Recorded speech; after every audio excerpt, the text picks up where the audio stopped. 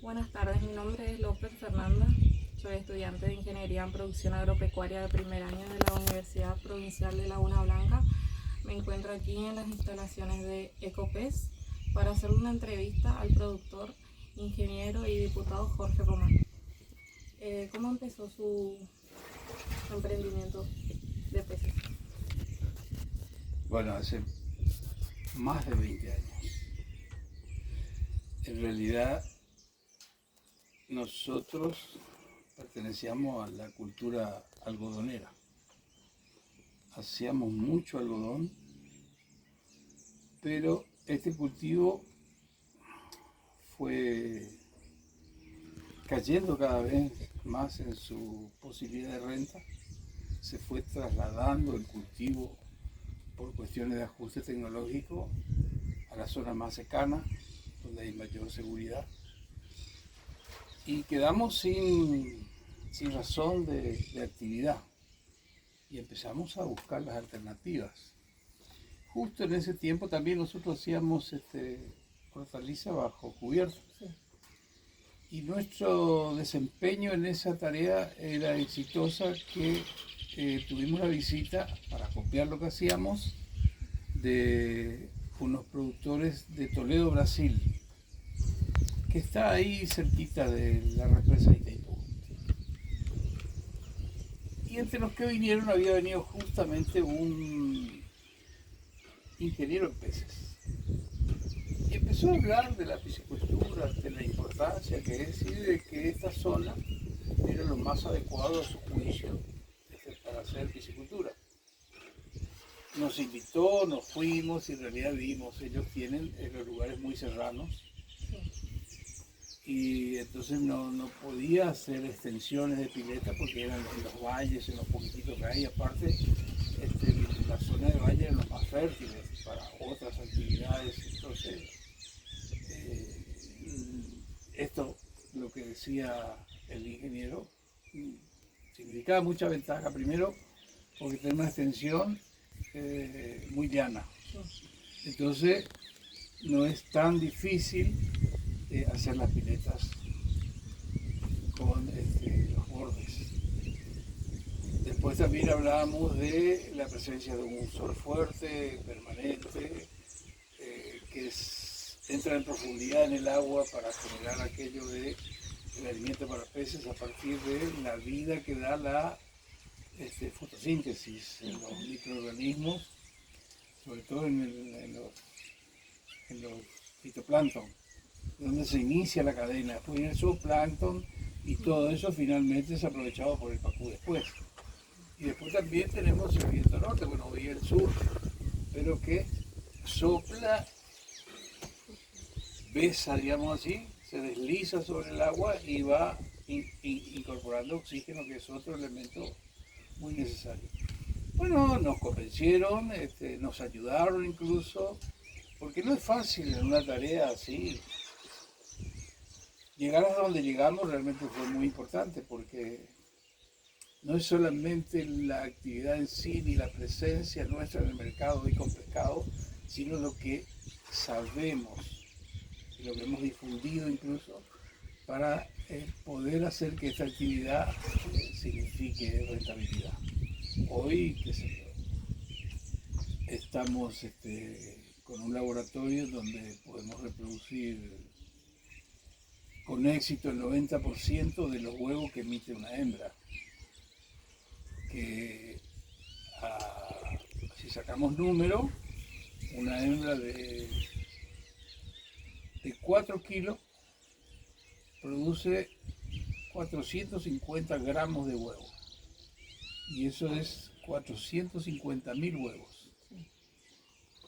Que asperjado con el espermatozoide en el laboratorio logramos una fecundidad del 90%. Es decir, en realidad es mucho. Sí. Y no solamente sabemos el pacú, sino sabemos el dorado, sabemos de todos los peces, porque finalmente es todo muy parecido. Sí. Salvo que algunos requieren más temperatura, menos temperatura, mayor desplazamiento del agua, un poco menos, más oxígeno, menos oxígeno, pero en realidad es una cuestión de observación y generales. Así que acá nosotros tenemos el laboratorio para la reproducción, tenemos las piletitas para la agricultura, tenemos las piletas un poco más grandes para los juveniles, hacemos la cría, engorde, y tenemos una planta de faena donde además procesamos el vacuno. Tenemos una plantita de alimento balanceado que hace 300 kilos de alimento por día y alcanza con eso. ¿Y cómo empezó? ¿Fue una inversión, digamos, personal? Sí, no, mucho de inversión personal, también algunos créditos por ahí.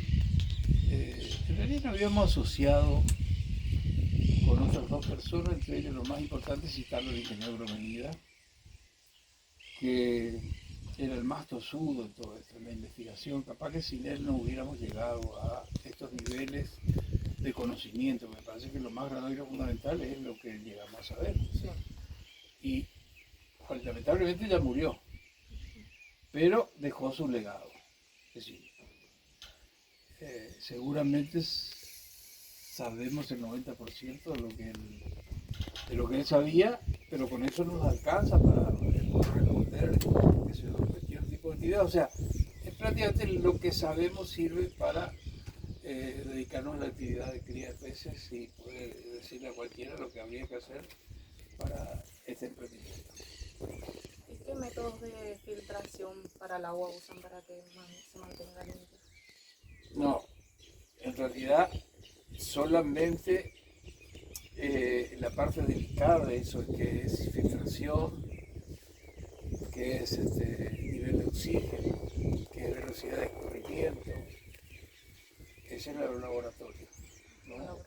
Fuera de ello es nuestro sistema extensivo, el agua así naturalmente como viene, inclusive es muy rico. Yo creo que recuerdo lo que decía Romenía, entre un 30 y un 35% del protoplasma del pacú, del cuerpo del pacú, proviene de lo que le aporta nuestras aguas como alimento. Es decir, eso no es bueno en el laboratorio. Entonces hay que filtrar, sacar todo el microplancton, zooplancton, agregar oxígeno, calcular incluso, hay que acordarse que la reproducción se da en noviembre, está bastante fuerte y el grado de temperatura está entre 26 y 31 grados. Si supera eso, es muy caliente, se va a morir. En un caso acelera la división celular y en otro caso retarda y finalmente no se tiene el éxito que uno tiene que tener. También le quería consultar cuáles son los tipos de enfermedades que pueden afectar al pacú. Mira, en realidad en esa parte no nos hemos dedicado mucho porque no ha sido un problema dentro del planteo productivo. No tuvo problema. No, sí hubo en algún momento más que enfermedades, como enfermedad tuvimos litio, era más bien preventivo lo que había que hacer, que es darle el nivel de agua suficiente, no cargar demasiados peces por hectárea. Nosotros hacíamos un sistema extensivo, 1500 pacú por hectárea. Te digo que hay áreas donde la tecnología está muy intensamente aplicado y entonces ellos sí pueden hacer 10.000 pacú por hectárea. Pero tiene todo unos sistemas muy costosos de movimiento de agua, de agregado de oxígeno y demás. Y después lo que tuvimos con algún problema también es con la hernaia, sobre todo cuando hay poco nivel de agua se presentan esos dos problemas, o se han presentado. ¿Y cómo hacen la clasificación y selección para la reproducción? Bueno, ahí en realidad hemos hecho un trabajo científico donde nos anotamos como empresa con otras instituciones de gobierno, el INI, el Instituto Nacional de Tecnología, la Facultad de Zootecnia de Formosa, la Cátedra de Piscicultura y el Instituto Geológico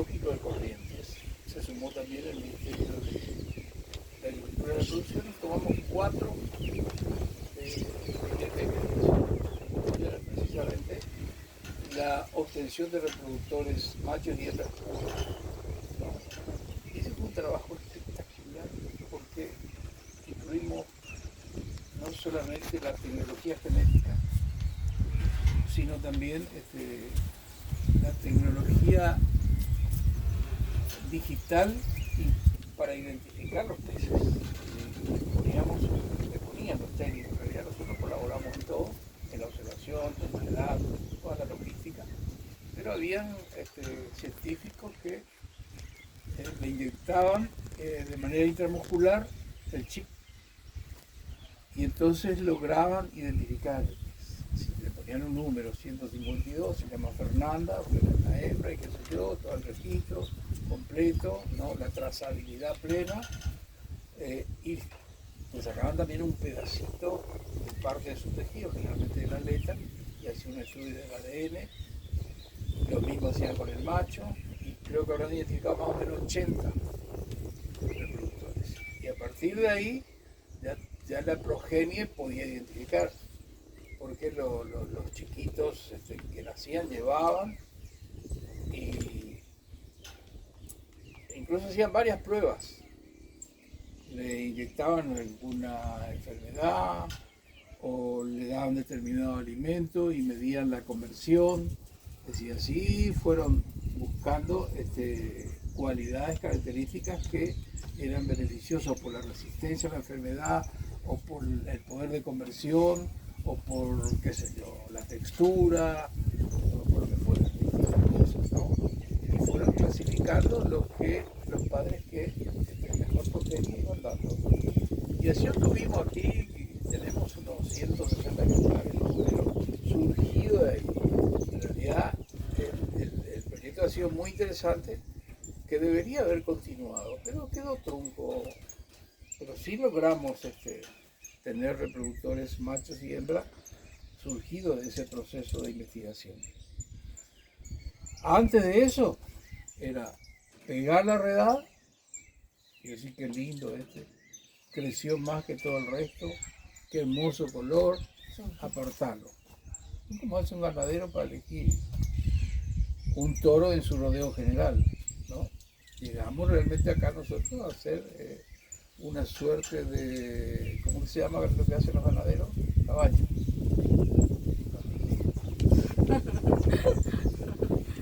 No me ayudaste, hermano. Y otro tema de investigación también eran 4. Uno era la incidencia de los factores ambientales en la madurez y no solo en la reproducción. Entonces logramos mediante ese proceso, manejando la longitud del día, porque mediante un temporizador aumentamos la longitud del día todos los días, desde el 21 de junio hasta el 21 de septiembre, haciendo que el día 21 de septiembre, a través de esa aplicación del temporizador y con lucecillas, ¿no? Apareciera una longitud del día parecida a diciembre. Y además en los invernaderos, esos invernáculos sobre las piletitas, construimos unos invernaderos que le agregaban temperatura a los reproductores que estaban ahí. Entonces sumaban más temperatura, la longitud del día, y finalmente logramos anticipar lo que ocurría en la naturaleza en diciembre en este esquema. Al final de octubre, principio de noviembre, ya logramos la reproducción. Eso fue significativamente importante desde el punto de vista de la renta productiva, porque nos permitió tener mucho antes la progenie, y a partir de ahí logramos el kilo 200, kilo 300, que es el peso comercial, pasando solo un invierno. ¿Y es rentable? Y esa es una pregunta que hay que responder. Y ¿sabe qué nos pasó a nosotros? Hasta hace 5 años funcionábamos muy bien. Y hace 5 años el tiempo cambió, vino el déficit hídrico y nosotros el agua, que es nuestra materia prima, juntamos del Bacaldá. Y nuestro régimen de precipitación hasta antes de los 5 años era alrededor de 1100 milímetros. Entonces teníamos una afluencia de agua al Bacaldá. Juntábamos el agua de lluvia porque además canalizamos, ¿no? Y agua que podíamos se juntaba ahí, de ahí levantábamos con una bomba de 2 millones de litros hora y teníamos 110 hectáreas de pileta que podíamos abastecer. Ahora esta agua que tenemos es del deshielo. Entró por Espinillo, vino al Bacaldá. En el Bacaldá nosotros hicimos un represado, levantamos la oferta de agua ahí y de ahí nos surtíamos. Pero hace 5 años que estamos complicados. Seguimos con la piscicultura, pero en realidad lo que se necesita es abundante agua y eso ya no estamos teniendo. Pero seguimos sosteniendo la actividad. A pesar de esa dificultad, lo hacinamos mucho porque ¿qué es lo que hicimos? Y en vez de las 100 hectáreas de pileta, bajamos después a la mitad y después a 40 hectáreas y hoy tenemos 35 hectáreas y seguimos sin tener la cantidad de agua suficiente. Pero sí, es muy rentable porque además el mercado reacciona muy bien al consumo de peces en la zona nuestra. En realidad en toda la zona litoral somos evidentemente consumidores de pescado y por otra parte el que hacemos nosotros tiene un sabor estandarizado. Es decir, ya sabemos, además cuando vamos a cosechar una pileta nueva, tomamos algunos ejemplares, probamos, ¿no? Y si está bien, cosechamos, si no, depuramos. O sea, un pacú de la marca nuestra siempre vas a encontrar con un mismo gusto. Y además hay una analogía, un chancho caracolero no es lo mismo que un chancho maicero, ¿no? Bueno, en este caso es así. Y por otra parte, logramos también ubicar la masa muscular que contiene las espinas. Ese es un trabajo que hizo mi querido venir y que hay que aplaudir hasta ahora. Porque fue de una cirugía fina y de una investigación muy importante, con mucha paciencia. Entonces retiramos de la masa muscular de todo lo que se consume el pacú, las espinas. Entonces, qué sé yo, lo que antes era una caja de alfiler, el bobo podía comer como si fuera un lomito de una vaca. No. ¿Y a quiénes comercializan? Y bueno, nosotros vendimos a Buenos Aires, algo vendimos a Santa Fe, después redujimos nuestra venta con un comercio en Formosa que distribuía a otros comercios y después también mucho, digamos un 25-30% consumían los paraguayos. Y bueno, cerrando esta entrevista, agradecemos al ingeniero Román por